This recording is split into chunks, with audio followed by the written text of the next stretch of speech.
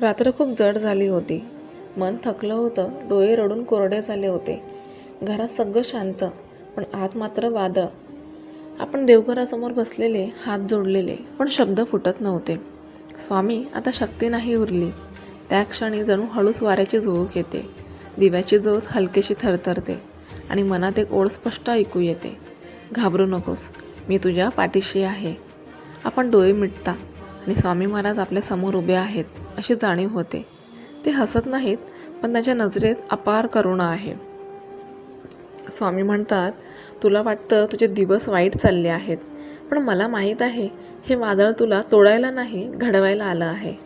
आपण रडत म्हणता, स्वामी किती सहन करायचं. प्रत्येक प्रयत्न अपयशी होतोय. लोक समजत नाहीत, मनात भीती आहे. स्वामी शांतपणे म्हणतात, तुला आठवतं का, बी जमिनीत पुरलं जातं तेव्हा त्याला वाटतं मी संपलो, पण तिथूनच अंकुर फुटतो. आज तू जमिनीत पुरल्यासारखं वाटतंय ना, पण उद्या तू अंकुरणार आहेस. कठीण दिवस का येतात? स्वामी पुढे सांगतात, देव आपल्या आवडत्या भक्ताला सगळ्यात मजबूत बनवतो. सोनं जसं आगीत तापतं तसं तुझं आयुष्य सध्या तापतंय. पण लक्षात ठेव, आग जळते पण शुद्धही करते. आपल्या डोळ्यातून अश्रू वाहतात, पण आता त्या अश्रूंमध्ये थोडी आशा मिसळली आहे. स्वामी म्हणतात, तुझे चांगले दिवस येणार आहेत, पण आधी तुझी श्रद्धा स्थिर होऊ दे. तू रोज काळजी करतेस, काय होईल. मी म्हणतो, जे होईल ते तुझ्या भल्यासाठीच होईल. तू फक्त 2 गोष्टी कर, श्रद्धा ठेव आणि संयम ठेव. एक छोटी गोष्ट स्वामींच्या शब्दात. एक शेतकरी होता. त्यांचं पीक वारंवार नष्ट व्हायचं. लोक हसायचे, तो मात्र रोज देवाला नमस्कार करून शांतपणे काम करत राहायचा. 1 वर्ष पाऊस योग्य वेळी आला.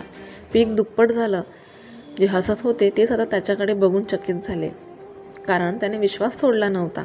स्वामी आपल्या डोळ्यात पाहून म्हणतात, तूही तोच शेतकरी आहेस. तुझं पीक अजून जमिनीत आहे, थोडा वेळ दे. तुझ्या घरात आनंद येईल. तुझ्या चेहऱ्यावरचं हरवलेलं हसू परत येईल. तुझी भीती हळूहळू नाहीशी होईल आणि एक दिवस तू मागे वळून बघशील आणि म्हणशील, त्या कठीण दिवसांमुळेच मी मजबूत झाले. स्वामी हात आशीर्वादासाठी वर करतात. मी तुझ्या सोबत आहे, तू एकटी नाहीस.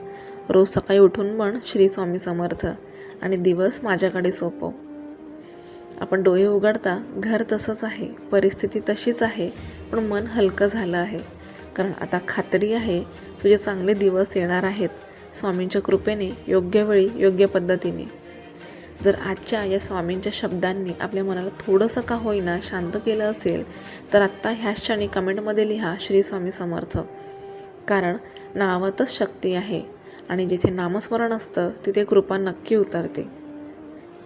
व्हिडिओ आवडला असेल तर लाईक करा आणि रोज अशा स्वामींच्या प्रबोधनासाठी चॅनल सबस्क्राईब करा. कारण कधीकधी एकच वाक्य पूर्ण आयुष्य बदलून टाकतं. आणि लक्षात ठेवा, तुझे चांगले दिवस येणार आहेत, फक्त श्रद्धा सोडू नको. पुन्हा भेटूया एका नवीन कथेसोबत. श्री स्वामी समर्थ.